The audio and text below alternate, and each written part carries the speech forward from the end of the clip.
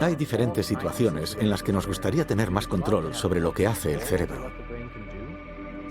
Poder decidir qué vas a asimilar exactamente, qué vas a aprender y qué vas a conseguir al hacerlo. Y otras situaciones en las que simplemente nos gustaría poder experimentar más. Imagina, por ejemplo, que te gustaría ser capaz de percibir cosas que ahora no puedes percibir. O que quieres tener visión ultravioleta, o escuchar ultrasonidos. O que quieres ser capaz de recordar más cosas de las que normalmente recuerdas. Para mí, la parte más emocionante del futuro es la posibilidad de llegar a conseguir una inteligencia humanística, esa idea de la que habló el ya fallecido Marvin Minsky. Se trata de poder crear un ambiente en el cual tengamos una relación simbiótica con la inteligencia artificial y veamos difuminarse los límites de nuestros mundos físicos, digitales y biológicos para que dejen de ser entes separados y se conviertan en partes integradas de un único organismo humano.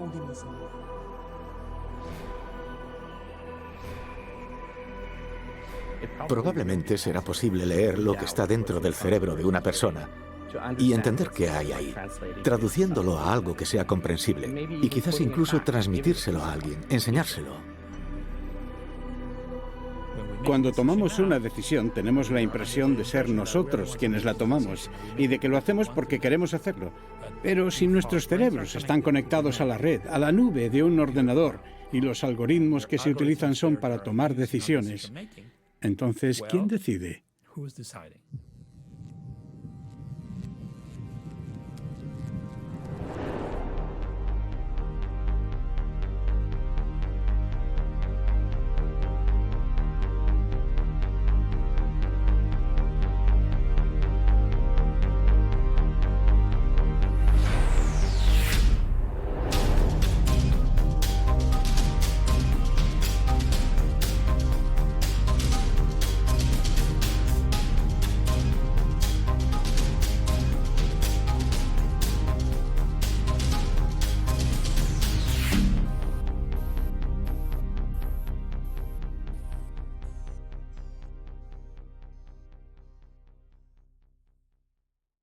Sentimos curiosidad por entender quiénes somos y por qué pensamos como pensamos. ¿Cuál es la razón de nuestros pensamientos, nuestros recuerdos, nuestra imaginación, nuestros sentimientos?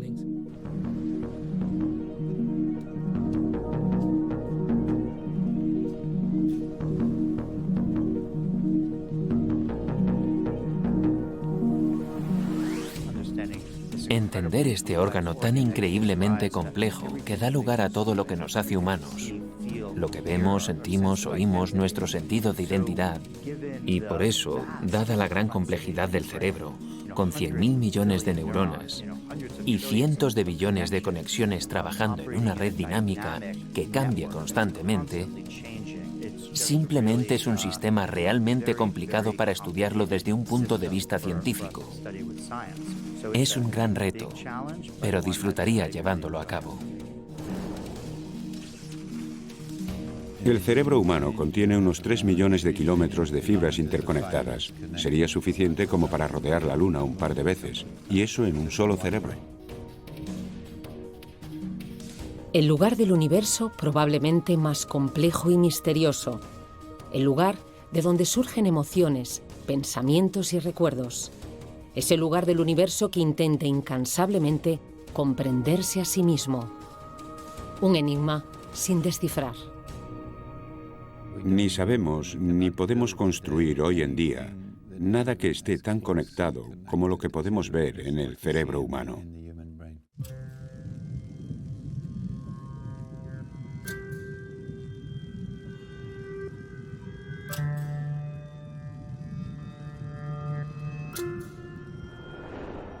Hay una hipótesis que sugiere que lo que nuestros cerebros están haciendo es generar una realidad virtual, un modelo del mundo que se ejecuta en nuestra cabeza continuamente. Esto está relacionado con las ideas planteadas en la filosofía durante algunos siglos, en particular con la sugerencia de Immanuel Kant, el filósofo alemán, de que la razón por la que el mundo en nuestras mentes, nuestras visiones del mundo concuerdan, No es porque nuestras mentes reflejen el mundo, sino por lo contrario. El mundo es creado por nuestras mentes. En otras palabras, que lo que percibimos no está ahí fuera, está aquí dentro. Pesa menos de 1,5 kilos. Consume escasamente 20 o 30 vatios de potencia y, sin embargo, es capaz de hacer cálculos más complejos que un superordenador. Hay entre cientos y miles de billones de sinapsis, aproximadamente del tamaño de bacterias. Básicamente son máquinas químicas. Reciben un impulso eléctrico y liberan sustancias químicas. Estas interactúan con receptores y hacen que se active una maquinaria muy compleja. Esto provoca un cambio en el comportamiento de las neuronas. Hace que los genes se expresen y aparezcan nuevas proteínas. La cascada de procesos bioquímicos y biofísicos es enormemente compleja.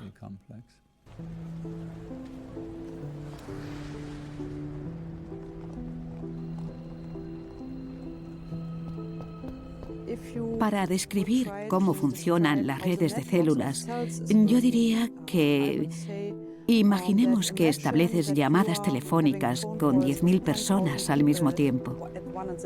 Y eso mismo lo hace todo el mundo. Todas las personas del planeta, de la Tierra. Unos 7.000 millones de personas. Cuando intentas describir toda la comunicación que se produce entre esos 7.000 millones de personas, e imaginas que esa es solo quizás una 10ª parte de la capacidad total, y todo eso ocurre dentro de tu cráneo, que se reduce a 1,5 kilos. Eso sí es complejidad, en mi opinión.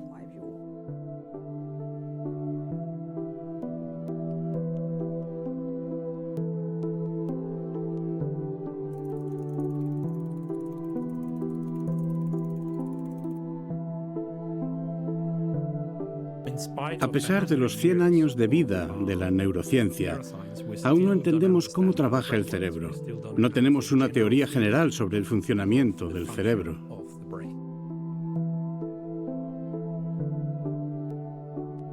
La primera razón por la que es imprescindible entender cómo trabaja el cerebro se relaciona con nuestra propia definición como seres humanos. Somos una especie mental. Estamos definidos por nuestras mentes, no por nuestros cuerpos. Así que somos una variedad animal muy singular y no entendemos el órgano que genera nuestras mentes. Cuando entendamos cómo trabaja el cerebro, seremos capaces de comprender cómo es nuestra mente desde el interior y nos entenderemos a nosotros mismos por primera vez.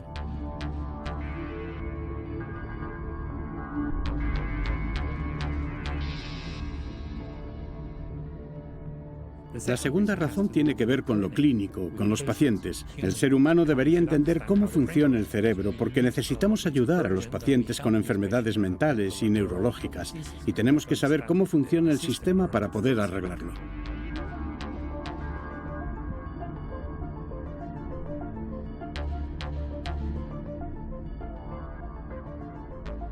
Se estima que posiblemente 1 de cada 2 o 1 de cada 3 personas en Europa tiene algún tipo de trastorno relacionado con el cerebro. En total son casi más de 200 millones de personas las que padecen algún tipo de afección. Esto se asocia a un enorme coste para la sociedad. Es el coste de todas las enfermedades que afectan al cerebro, mayor que el que suponen todos los tipos de cáncer, más todas las enfermedades cardiovasculares, más la diabetes. Y la tercera razón tiene que ver con la tecnología y la economía. Es muy probable que los cerebros, no solo los humanos, sino también los de animales, hayan descubierto a través de cientos de miles de años de evolución formas de computar que podrían ser mucho más eficientes y potentes que las que realizamos actualmente con nuestros ordenadores digitales. Si este fuera el caso, y si fuésemos capaces de descifrar este código neuronal y comprender cómo computa el cerebro y cuáles son los algoritmos presentes en nuestros sistemas nerviosos, probablemente revolucionaríamos la ciencia de los ordenadores y yo diría que la economía al mismo tiempo.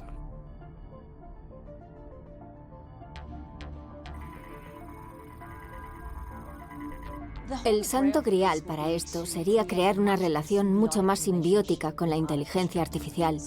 Como podemos ver hoy en día, la inteligencia artificial avanza a pasos agigantados, ofreciéndonos miles de nuevas formas de ser más productivos y eficientes, de cómo dirigir nuestros asuntos y cómo manejarnos en nuestra vida diaria.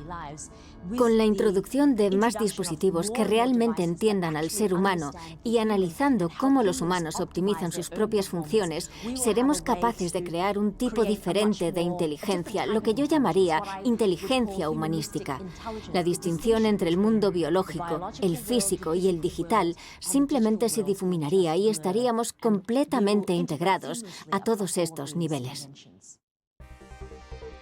Comprender en profundidad la mente humana podría brindarnos respuesta a algunas de las más grandes cuestiones filosóficas, como qué es la consciencia o si existe o no el libre albedrío. Conceptos como el yo, la culpa e incluso la realidad podrían cambiar para siempre. Estamos abriendo la puerta a un mundo en el que nos comunicaremos con un ordenador directamente a través del pensamiento. Un mundo en el que podremos compartir nuestros pensamientos y nuestras emociones en la red. Podemos visualizar un futuro en el que sea posible leer los pensamientos de otra persona e incluso manipularlos.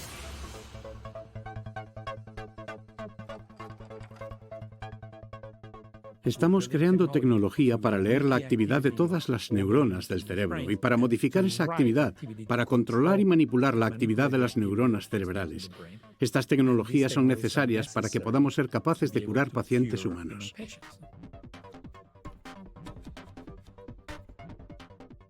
Pero la propia tecnología, la tecnología es neutra, puede ser usada para el bien o para el mal. Las mismas tecnologías utilizadas para leer y modificar la actividad del cerebro pueden ser usadas para descifrar lo que la gente está pensando o para influir en la actividad de su mente. La pregunta ¿es esto ciencia ficción? Bueno, realmente no.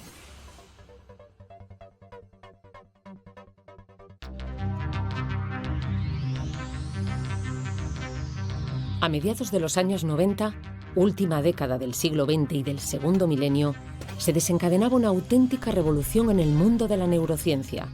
Surgían las técnicas de neuroimagen. Las técnicas de neuroimagen son fundamentales para esta revolución. Cómo comprender y explorar nuestro cerebro, porque son procedimientos eficaces y no invasivos para penetrar en él. Una de las técnicas de imagen que tuvo un mayor impacto fue la imagen por resonancia magnética. Por primera vez pudimos ver el funcionamiento interno del cerebro mientras experimentaba sensaciones y emociones. En concreto, la imagen por resonancia magnética funcional, capaz de detectar la presencia de oxígeno en la sangre en el cerebro, nos ha permitido descubrir algo inimaginable años atrás: cómo interactuaban las distintas áreas del cerebro mientras el paciente hablaba, veía una imagen, escuchaba un sonido o simplemente pensaba.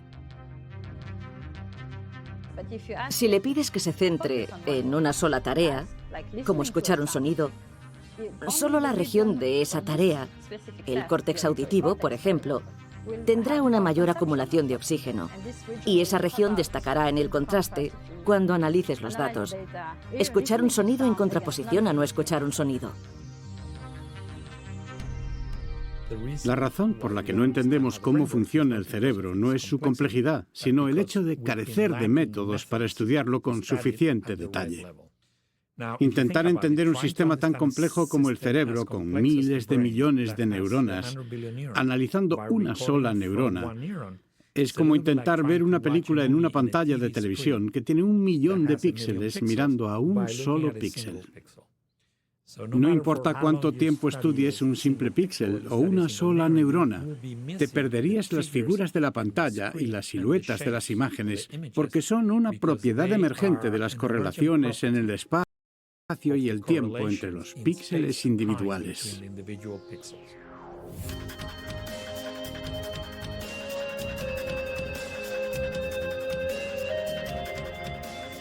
Creemos que la neurociencia debería embarcarse en este periodo de nuevas tecnologías en desarrollar métodos para que neurocientíficos y médicos puedan ver por primera vez en el futuro la actividad de circuitos neuronales completos y así poder descifrar el significado funcional de estos patrones.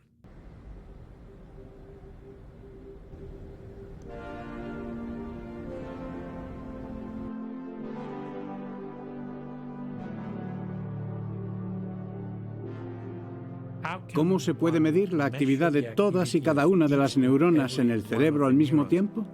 Los métodos que la mayoría de nosotros usamos son métodos ópticos. Usamos luz porque la luz puede penetrar el tejido de forma no invasiva. En particular, el método en el que soy pionero se llama imagen de calcio y lo utilizamos por primera vez para medir la actividad de los circuitos neuronales. Cada vez que se dispara una neurona, cada vez que se activa, el calcio entra en ella. Esto significa que si tienes unos pocos indicadores de calcio, cierta cantidad de moléculas fluorescentes en todas las neuronas, puedes ver directamente cuál se dispara, cuál se activa dentro de todo el grupo al mismo tiempo, porque ves en la fluorescencia los cambios que suceden en diferentes neuronas en distintos momentos. Gracias a las técnicas de neuroimagen, hemos aprendido más sobre el cerebro en los últimos 15 años que en toda la historia de la humanidad. Los avances realizados permiten pensar que en un futuro cercano seamos capaces de curar lesiones neurológicas o enfermedades como el Parkinson, el Alzheimer, la depresión o la esquizofrenia. Creo que la revolución que estamos experimentando ahora es, ante todo, el nacimiento y el éxito de la neurociencia humana. Campos como la neurociencia cognitiva, donde usamos imágenes funcionales del cerebro y la estimulación cerebral no invasiva para estudiar el funcionamiento del cerebro humano. Ahí está el primer paso.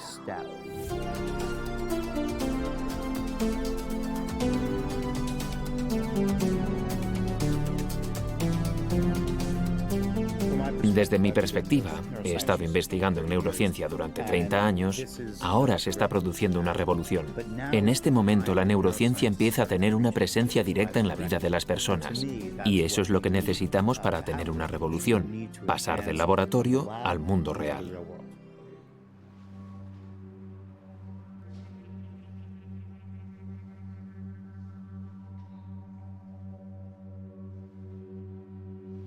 Esta es una aplicación de software para poder controlar el robot esférico. Lo conecto al dispositivo de detección de electroencefalograma Emotive Insight. Ya está conectado. Lo que hay que hacer es entrenar con dos patrones de actividad. El primero es el estado basal. Así entendemos cuándo quieres activar el robot y cuándo no. Y luego el segundo patrón es para controlar cuándo quieres que el robot vuele.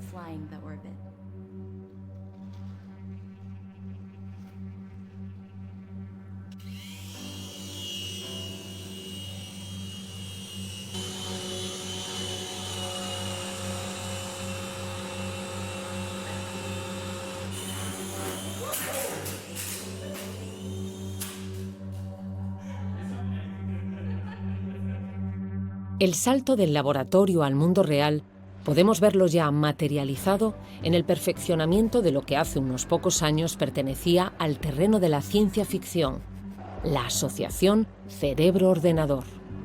Las llamadas interfaces cerebro-ordenador vinieron a apuntalar los cimientos de esta revolución en el mundo de la neurociencia. Una interfaz cerebro-ordenador es algo que establece una conexión entre el proceso que se realiza dentro de tu cerebro y una máquina o algún otro dispositivo. Las interfaces cerebro-ordenador se pueden agrupar como un conjunto de tecnologías que pueden actuar tanto desde la perspectiva del hardware como del software, capaces de decodificar, procesar y activar las interacciones entre humanos y máquinas, decodificando el cerebro, por supuesto. La definición básica sería una plataforma que nos pueda ayudar a interactuar desde el cerebro al mundo.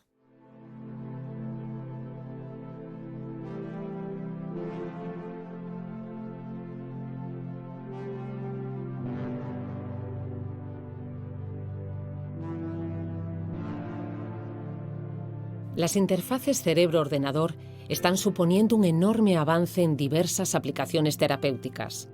Hasta el momento, una de sus principales aplicaciones prácticas es el tratamiento de diferentes patologías asociadas a parálisis. En Ginebra, Suiza, en la Escuela Politécnica de Lausanne, el doctor José Millán lleva años trabajando en un ambicioso proyecto basado en el desarrollo de una interfaz cerebro-ordenador que permita a personas paralíticas controlar con la mente un exoesqueleto robótico, gracias al que puedan caminar de nuevo o mover una mano.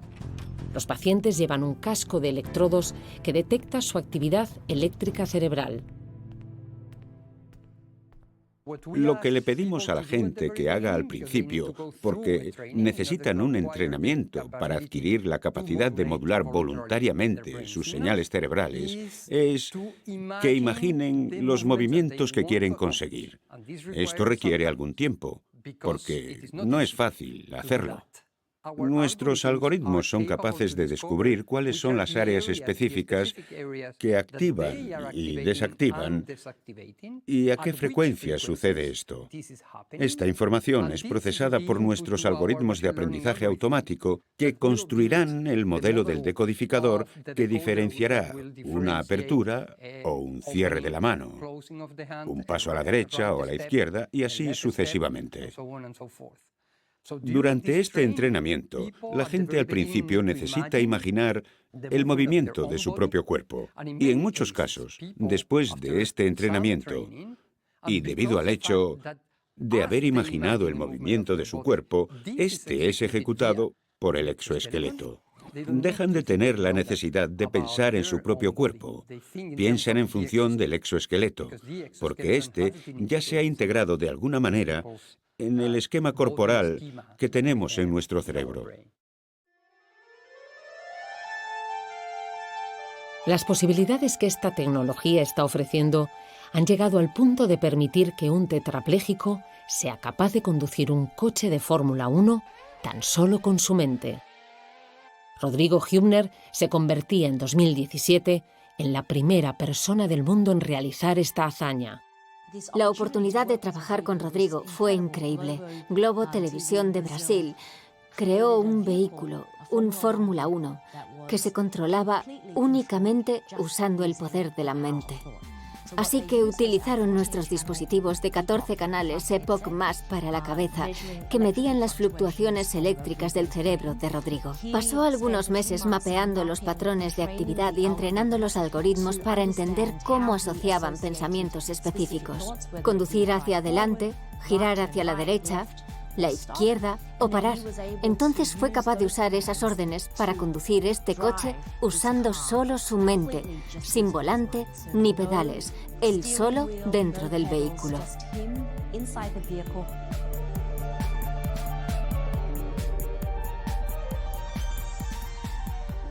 Ocurrió por casualidad que Lewis Hamilton, el actual campeón de Fórmula 1, estuviera en el mismo lugar que Rodrigo, en los Estados Unidos.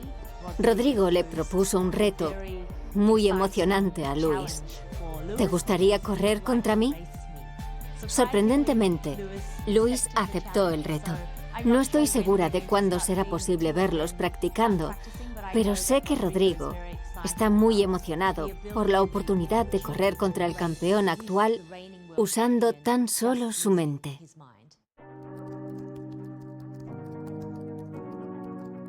Actualmente se están desarrollando una amplia variedad de proyectos en todo el mundo basados en las interfaces cerebro-ordenador.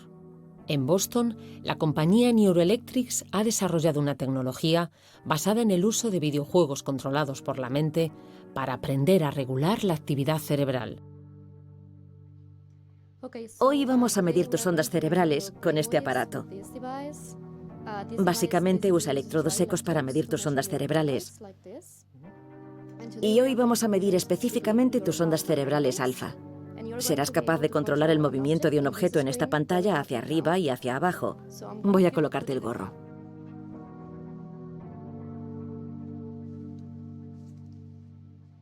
En primer lugar, vamos a medir la actividad basal, el punto de referencia de tus ondas cerebrales, el nivel en el que está tu cerebro ahora mismo.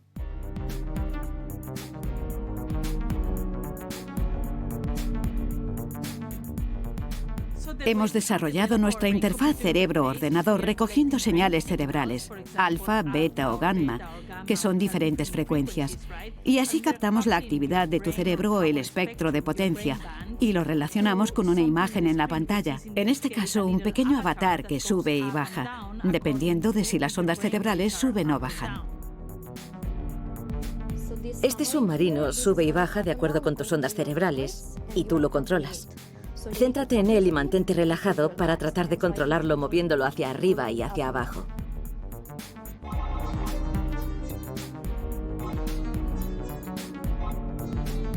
Los videojuegos controlados por la mente están demostrando ser un tratamiento eficaz para enfermedades como la depresión o el síndrome de hiperactividad infantil.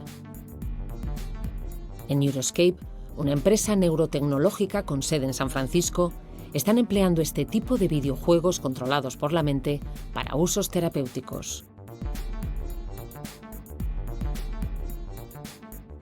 Toda nuestra investigación se centra en el uso de los videojuegos de circuito cerrado, que hemos creado basándonos únicamente en el rendimiento del juego, no en la interfaz cognitiva cerebro-ordenador, que aún está en fase de investigación.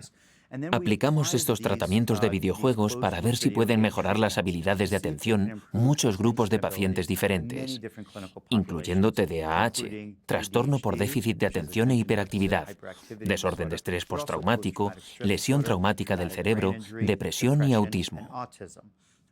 Hemos desarrollado estos videojuegos de circuito cerrado, que registran tu rendimiento y usan los datos para retarte de una forma personalizada.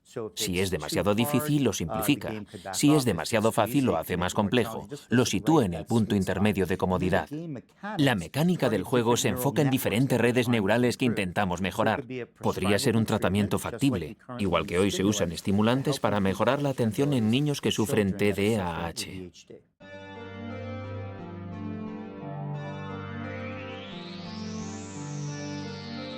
En los últimos años ha habido una progresiva eclosión de startups neurotecnológicas que están revolucionando la manera de intervenir en nuestros procesos mentales.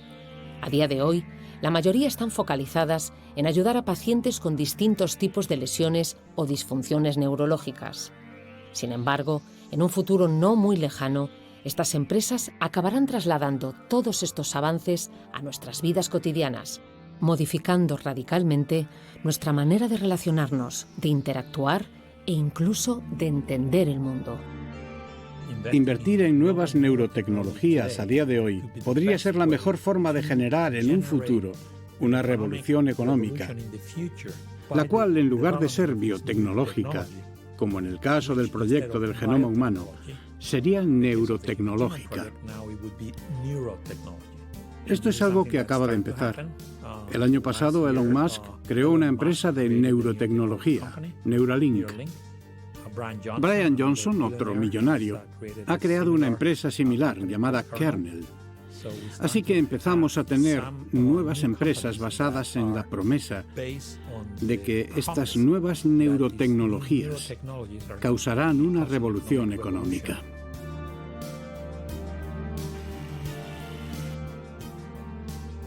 Emotiv es una empresa de neuroinformática. Básicamente, tenemos una plataforma que nos permite interactuar directamente con el cerebro. Hoy en día, usamos métodos no invasivos.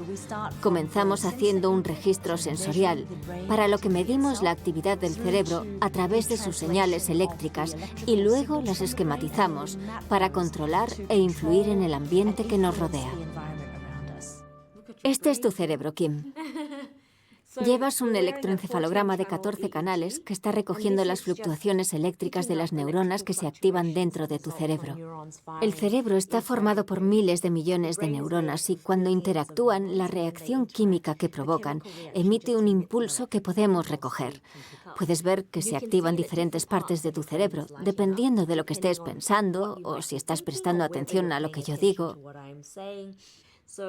Lo que estamos haciendo aquí es trasladar esas fluctuaciones eléctricas a un modelo 3D de lo que está haciendo tu cerebro. Y cada uno de los colores representa una banda de frecuencia diferente que indica cómo de rápido viaja la información de una parte del cerebro a otra.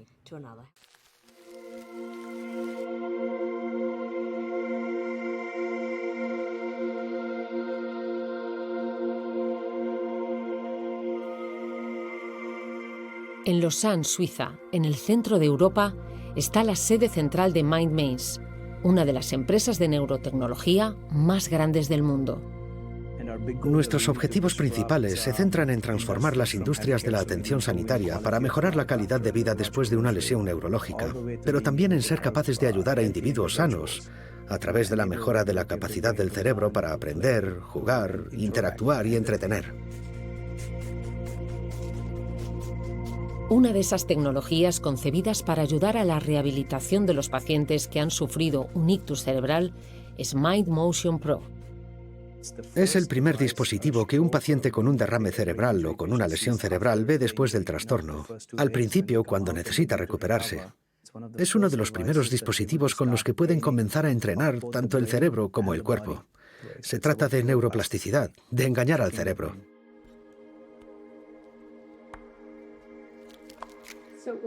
Vamos a ponerte sensores para que la cámara pueda ver tus brazos mientras realizamos alguna actividad. Es bastante intuitivo. Solo tendrás que mover tu mano hasta el botón de inicio. Y de la misma forma, si el movimiento es en la dirección errónea, tendrás que buscar cómo corregirlo. Digamos que alguien sufre un ictus y no puede mover el brazo izquierdo, pero sí el derecho. La cámara del MindMotion Pro monitoriza la mano derecha y pone un avatar en la parte izquierda. Entonces, el cerebro dice, está pasando algo ahí, debería intentarlo más, y activa los circuitos que utilizó para activar esa mano. Y lentamente se acelera la recuperación. La última y más ambiciosa propuesta de MindMaze, el Cognichip, va un paso más allá y funde la neurotecnología con la inteligencia artificial.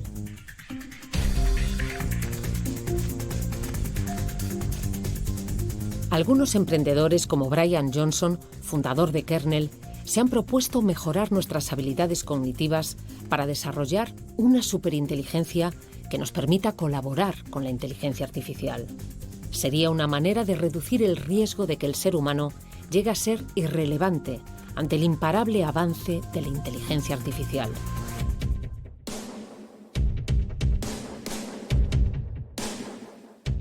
Es la siguiente frontera, neurociencia y neurotecnología.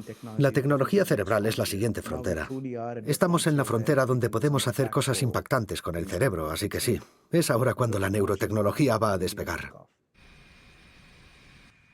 Cuenta atrás para la ignición. 6, 5, 4, 3, 2, 1, 0. Todos los motores en funcionamiento. Uno de los más importantes hitos científicos y tecnológicos de la historia fue la llegada del hombre a la Luna.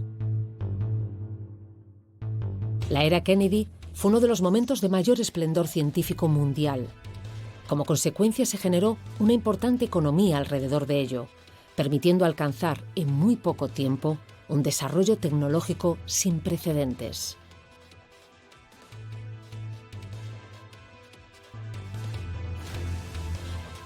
Las ideas son lo que potencia nuestra economía. Innovamos mejor que nadie. Y eso hace que nuestra economía sea más fuerte. Estábamos en contacto con el Departamento de la Casa Blanca para Políticas de Ciencia y Tecnología. Nos expresaron su interés en la búsqueda de grandes retos para el gobierno de los Estados Unidos en diferentes áreas de la ciencia, que pudiesen ser del estilo, por ejemplo, del aterrizaje del Apolo en la Luna. Un gran proyecto que realmente le permitiera a toda la nación respaldar algo que tuviera un gran impacto en la ciencia.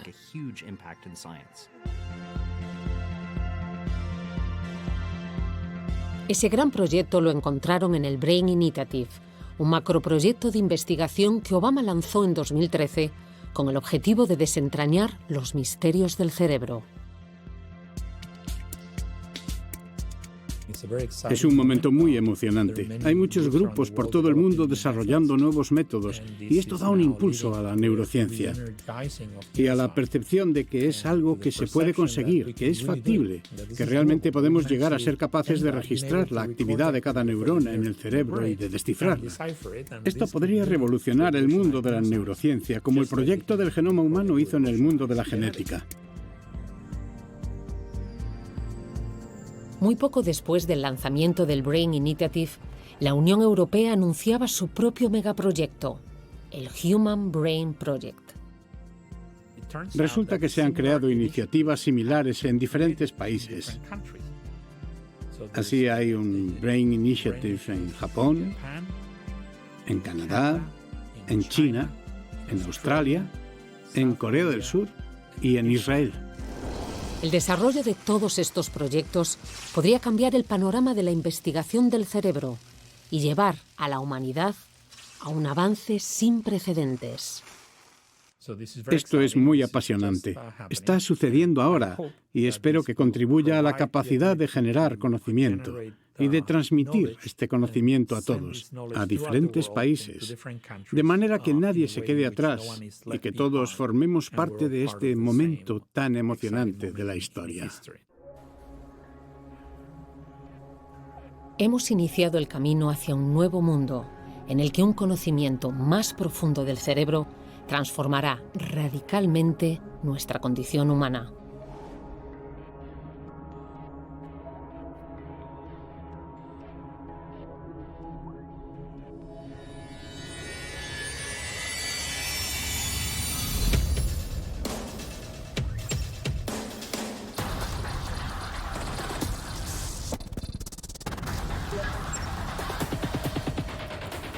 La comunicación cerebro-ordenador será cada vez más eficaz y precisa, abriéndonos un abanico inmenso de oportunidades en el que el ser humano se nutra de todas las posibilidades que ofrece la inteligencia artificial.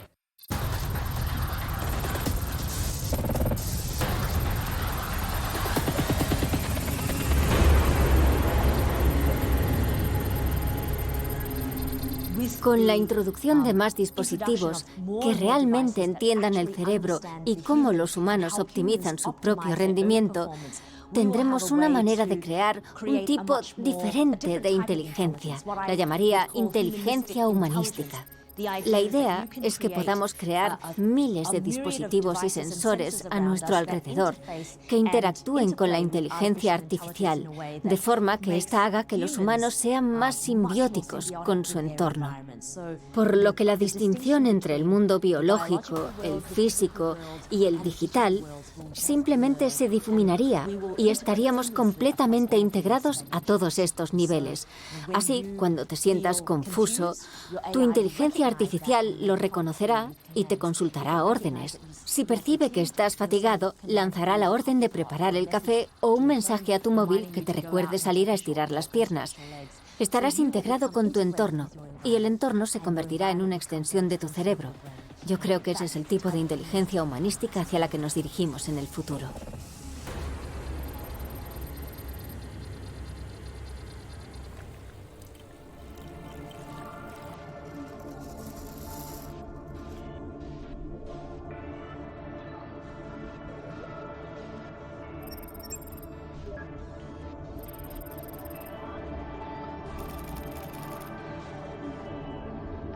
Las capacidades cognitivas del ser humano aumentarán.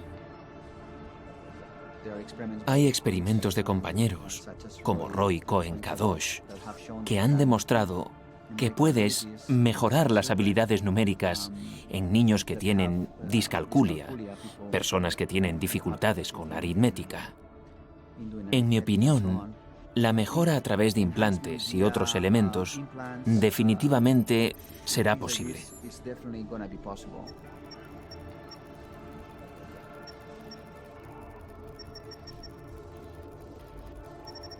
Las tecnologías nos permitirán a los humanos aumentar nuestras capacidades mentales, igual que simplemente con un iPhone tenemos acceso a una enorme cantidad de información.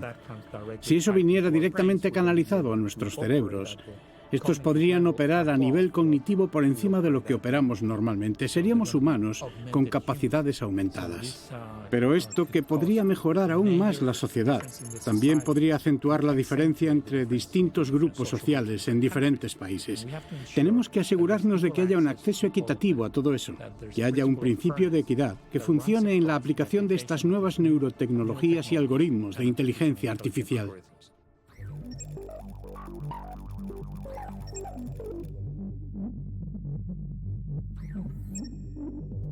resulta más interesante cuando pensamos en las neuroprótesis de las partes cognitivas del cerebro.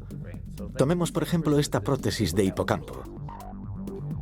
Los primeros pacientes que usen estos dispositivos serán las primeras personas en tener algún tipo de memoria sobrehumana. La primera facultad de esta memoria sobrehumana consistirá en que puedan elegir cuándo recuerdan algo y cuándo no. Pueden decir, bueno, la experiencia por la que estaba pasando ayer a las 3 en punto, quiero que sea realzada.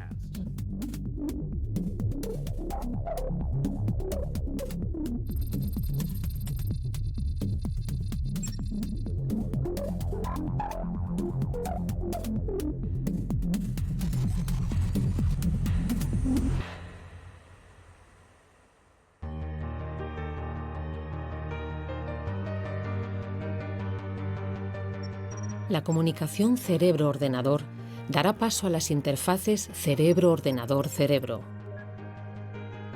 Coges lo que esta persona ha aprendido, lo ejecutas a través del decodificador y lo pasas al cerebro de otra persona. O simplemente quieres poder comunicarte a través de la telepatía. Puedes leer lo que una persona está tratando de decir o lo que está imaginando y tratar de pasarle esas imágenes o esos sonidos a otra persona.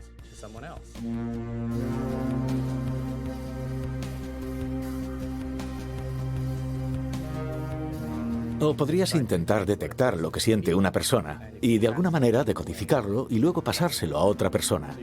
Se puede imaginar esto como una vía de comunicación que no solo funcionaría con palabras, sino que utilizaría imágenes, sentimientos o cualquier cosa que compartamos a través de los sentidos, porque todos somos humanos, todos tenemos sentimientos de felicidad, de tristeza y de dolor, y tenemos olfato y vista.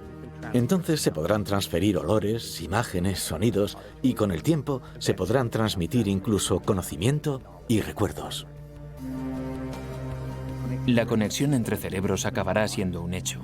Sin duda habrá obstáculos y requerirá avances tecnológicos muy importantes. Creo que en el futuro, definitivamente, tendremos tecnologías telepáticas sintéticas muy potentes.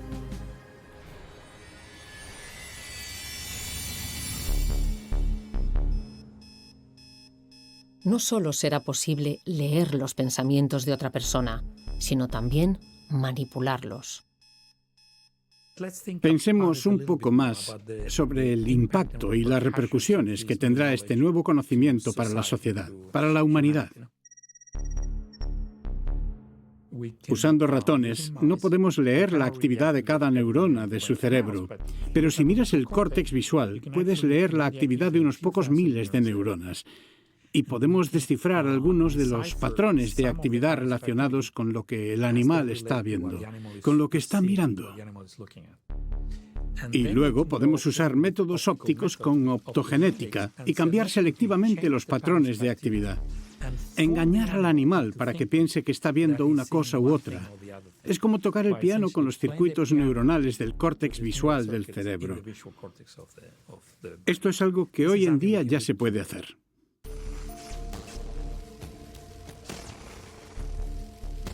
Así que se podría llegar a hacer esto con humanos. No hoy. No tenemos los métodos para controlar, para leer la actividad de muchas neuronas en el cerebro y cambiarla. Pero estos métodos se desarrollarán porque los necesitamos para los pacientes. De hecho, hay un proyecto apoyado por DARPA, por la Fundación de Investigación Militar, para crear un chip electrónico que registre la actividad de 1 millón de neuronas en una persona, en pacientes humanos, y estimular 100.000 neuronas al mismo tiempo. Y esto no es ciencia ficción, es algo que se está creando mientras hablamos. De hecho, estamos ayudando a crearlo, porque es algo que se necesita para los enfermos y podría estar en los hospitales dentro de 4 años.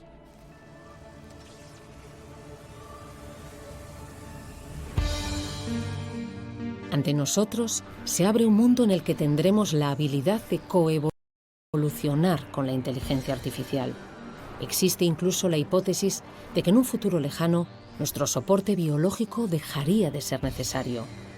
Si todo lo que somos, nuestros pensamientos, nuestros recuerdos, nuestras emociones, nuestro yo, puede ser transmitido a un ordenador, nuestros cuerpos biológicos no serían necesarios. Ahora nos adentramos en un futuro más lejano, con connotaciones de ciencia ficción. Hay un término de ciencia ficción llamado transferencia digital de la mente.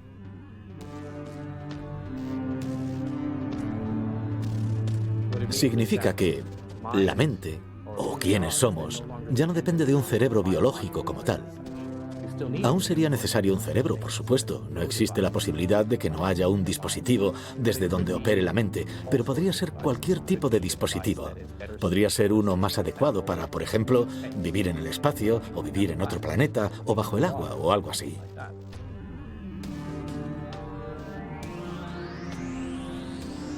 En un futuro lejano, cuando la tecnología de la emulación cerebral completa, que es en realidad un concepto más científico y de lo que realmente trata es de emular lo que está sucediendo en los circuitos, una vez lo consigues es cuando puedes comenzar a pensar en las consecuencias personales y sociales de hacerlo, que es realmente lo que significa transferir la mente.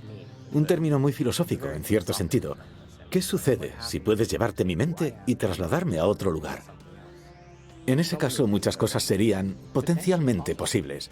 Podrías hacer copias de seguridad de tu mente, de modo que si algo sucede, podrías restaurarla y no sería tan terrible.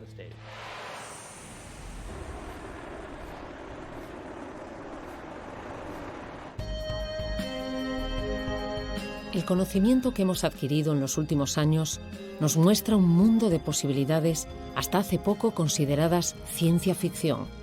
Nos adentramos en un mundo desconocido a gran velocidad. No podemos saber a dónde nos llevará este viaje, pero en nuestra mano está conducirlo bien. Es fundamental tener pautas éticas para el desarrollo de estas tecnologías. Nosotros proponemos agregar a la Declaración Universal de los Derechos Humanos nuevos derechos para proteger a las personas del abuso de las neurotecnologías y la inteligencia artificial. Es lo que nosotros llamamos neuroderechos. Tienen que ver con la protección de la privacidad mental de las personas. Ese sería el primer derecho. No solo la privacidad de datos de nuestro teléfono, sino la privacidad mental, nuestros pensamientos e incluso algo peor, nuestros pensamientos subconscientes, cosas de las que ni siquiera somos conscientes. Estos pensamientos deberían estar protegidos. Sería el derecho humano fundamental, el de la privacidad mental.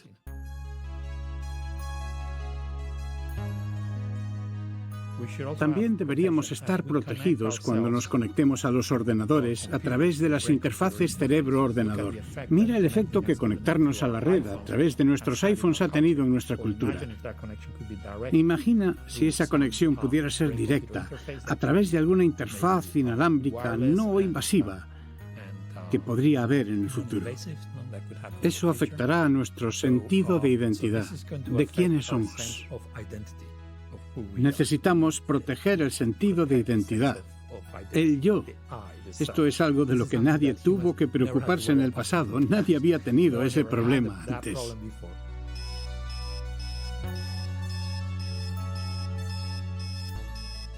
Relacionado con esto está también nuestro sentido de la voluntad, el libre albedrío. Podría ser que alguien lo quisiera alterar. Ese es otro derecho fundamental que debe protegerse.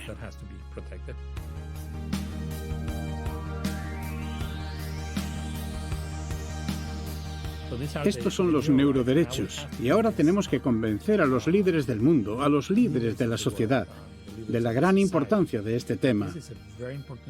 Estamos discutiendo el futuro de nuestra sociedad, el futuro de la humanidad, y tenemos que asegurarnos de que estas tecnologías, que son tan poderosas y pueden ser tan beneficiosas, no solo en pacientes, sino en general, ya que por fin vamos a ser capaces de entender quiénes somos. Es como un nuevo renacimiento.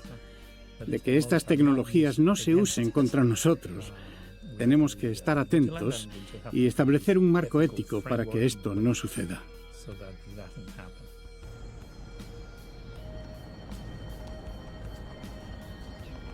Esta comprensión nos dará las herramientas para desarrollarnos en múltiples direcciones, y para explorar todas ellas y también para ser versátiles y adaptables. De modo que tal vez la especie humana tenga un futuro a largo plazo. No el tipo de futuro que funcione por un tiempo, pero luego se acabe porque no estemos suficientemente bien adaptados, sino un futuro muy a largo plazo. Eso es lo que espero, que esto conduzca finalmente hacia eso. Espero que nos brinde las herramientas para tener básicamente lo que podríamos llamar otra explosión cámbrica, donde nuevas especies se desarrollan en todo tipo de direcciones. Pero esta vez somos nosotros, es la especie humana quien decide que queremos probar esta dirección, intentar esa otra dirección y así.